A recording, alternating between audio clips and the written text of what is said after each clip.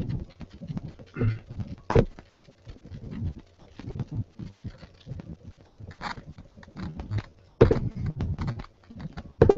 morning. I'd like to present an update to my mathematical teaching philosophy. This is for current 431 at UW Milwaukee in the MaxEd program. One thing that I'd like to start off with is after evaluating my philosophy of mathematical practice and teaching over the course of the semester, I want to present the fact that I've learned and developed and maintained this identity of the role of mathematical problems as still an important component of my teaching, with an emphasis on interpreting meaning and creating context within a problem. The second being to approach the strategy of solving a problem and presenting that strategy to my class, encouraging them to consider their own strategy as really solving mathematical problems. Third is creating connections between problems and connections to previous problems that they have seen in order to be able to become experience solve particular problems. The second is mathematical discussion. I still believe that the role of discussion is so important in being able to develop a solid understanding as to the mathematical concepts presented in a lesson.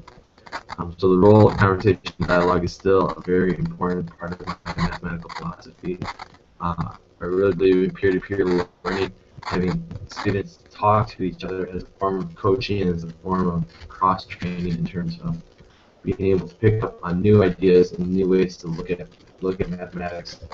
And finally, I see myself more as a facilitator role while teaching in terms of the mathematical discussion, helping facilitate the discussion to where it needs to go, but not necessarily being the person who answers all the questions or asks the questions. Changes in mathematical philosophy, I've learned and now appreciate more the role of planning class dialogue and some questions for my lessons, and also in teaching mathematics. I just find that when we plan and we learn and anticipate what our students are going to be asking us and what the value is going to more or less look like, we can present a more well-rounded lesson and be able to achieve those learning intentions and success criteria that we set out at the beginning of the lesson. Secondly, another change in my mathematical philosophy is greater emphasis on the use of justification and solving problems. I know I mentioned previously the role of problem solving is crucial in teaching mathematics, but also need to add the use of justification, because we need our students to be able not only to provide the correct answers, but to know how they got them, why they were, and through those justifications, be able to come to a more complete, well-rounded approach to solving these problems. Thirdly, a greater appreciation for high cognitive demand tasks. The fact that these tasks present a unique opportunity for students to learn mathematics in a way that they're engaging and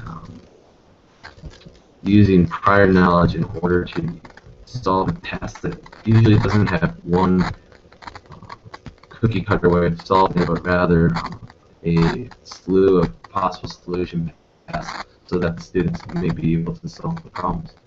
And that is my current mathematical philosophy.